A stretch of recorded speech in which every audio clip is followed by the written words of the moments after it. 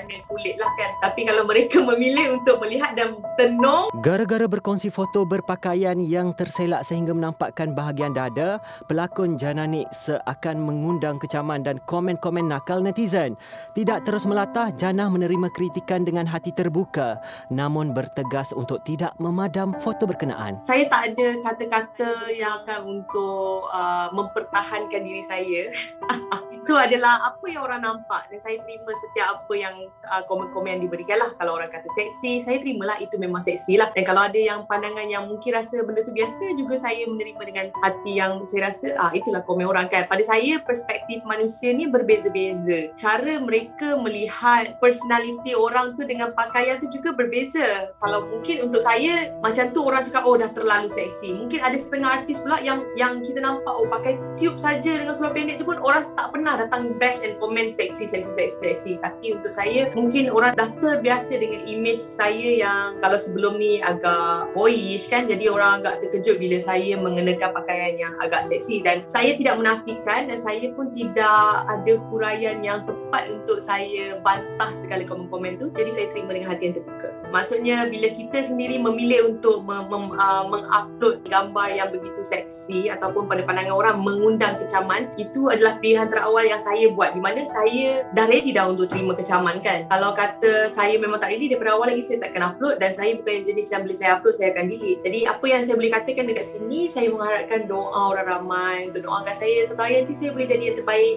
Yang mana kita tahu Zizi Kirana dulu pun seorang yang kita tahu sangat seksi dan sekarang ni pun dah bertudung. So doakanlah yang terbaik. Kita tak tahu macam mana, yang kita harapkan adalah pengakhiran yang baik. Gambar Jana yang terima paling banyak komen adalah gambar berbaju tudung tu kan, yang mungkin mata-mata nakal nampak something wrong somewhere lah.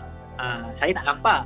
Jadi adakah apa yang membuatkan macam Jana macam bertegas untuk tidak delete gambar tu walaupun dah terima komen ni? Sebab kalau secara kasar je, kalau orang tidak bergigih pergi zoom memang tak nampak apa-apa. Tengoklah sepintas lalu memang takkan nampak. Tapi kalau dengan niat yang memang nak mencari kesalahan dan pergi zoom dan dia tidak melihatkan bentuk dan sebagainya, cuma mungkin nampak warna kulit lah kan. Jadi saya rasa itu bergantung, macam saya kata, bergantung pada perspektif masing-masing, macam mana kita ambil. Kalau saya sebagai orang yang menggunakan sosial media, kalau saya rasa benda tu terlalu negatif dan saya rasa benda tu tak patut dilihat, saya akan skip dan saya tak akan tengok.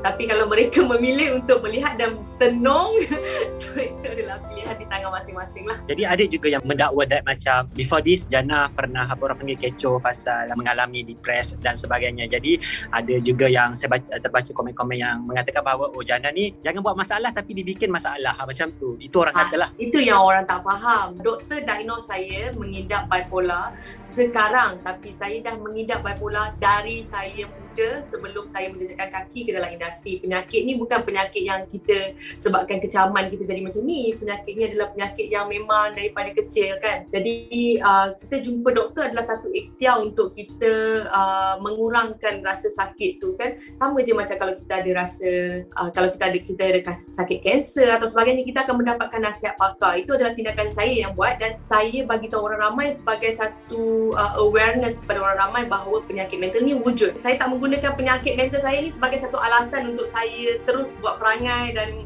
terus mencetus kontroversi. Itu adalah pekerjaan saya. Ini adalah dua benda yang berbeza. Jadi netizen kena faham dan saya rasa follower juga kena faham. Sekiranya saya bagi tahu, itu adalah bukannya satu cara untuk saya ambil mudah dengan segala kritikan. Tidak. Ini adalah satu benda yang sangat berbeza. Tidak ada kena-mengena. Dan kalau ikut cara, kalau followers memerhati saya punya penggunaan sosial media, sekarang memang saya sangat-sangat kurang menggunakan sosial media, tetapi atas tuntutan kerja, saya terpaksa juga orang kata update IG, saya kena post untuk klien, brands dan sebagainya. Tapi kalau ikut ketenangan saya, mungkin saya lebih selesa tidak orang kata menggunakan sosial media dengan terlalu kerap. Dan mungkin ada juga peminat-peminat yang sedikit terasa sebab sekarang saya memang jarang update story saya jarang reply komen sangat, dan saya juga terima kasihlah kepada mungkin peminat saya yang masih sampai sekarang setia sokong saya, dan orang kata setiap hari tu mereka tetap menjadi orang yang antara yang terawal komen di gambar-gambar dan video saya, setia support career saya. Saya nak penonton, peminat, followers boleh membezakan saya di social media dan juga dengan kerja saya, dan apa yang saya kongsikan di social media adalah bukannya 100% diri saya yang sebenar. Terimalah bahawa social media zaman sekarang untuk public figure adalah ruang kerja dan bukannya ruang peribadi.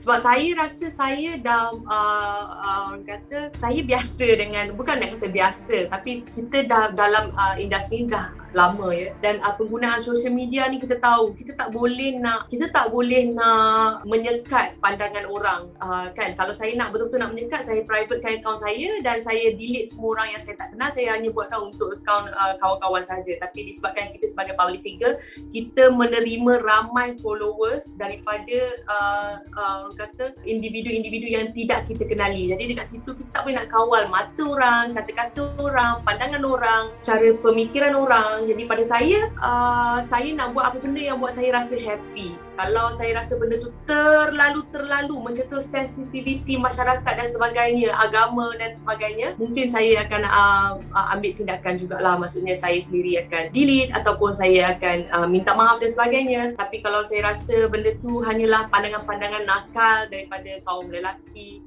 itu adalah perkara yang normal. Macam kita tahu kalau orang pakai baju biasa pun diorang akan tetap komen yang nakal juga. So kita terimalah itu. Bukannya kita nak orang kata menyokong segala komen-komen nakal di social media ini, tapi susah untuk kita mengawal sebab kita tak kenal siapa individu ni. Kalau yang komen tu adalah daripada keluarga kita, kita boleh call, kenapa cakap macam tu kan? Tapi yang komen ni daripada individu yang kita tak kenal dan kita tak tahu keadaan fizikal, mental dia macam mana. Mungkin dia pun tertekan dan sebagainya, dan dia perlukan komen tu untuk buat dia happy. Kalau dia komen tu buat dia rasa gembira dan happy, pada saya just do it. Saya tak kisah.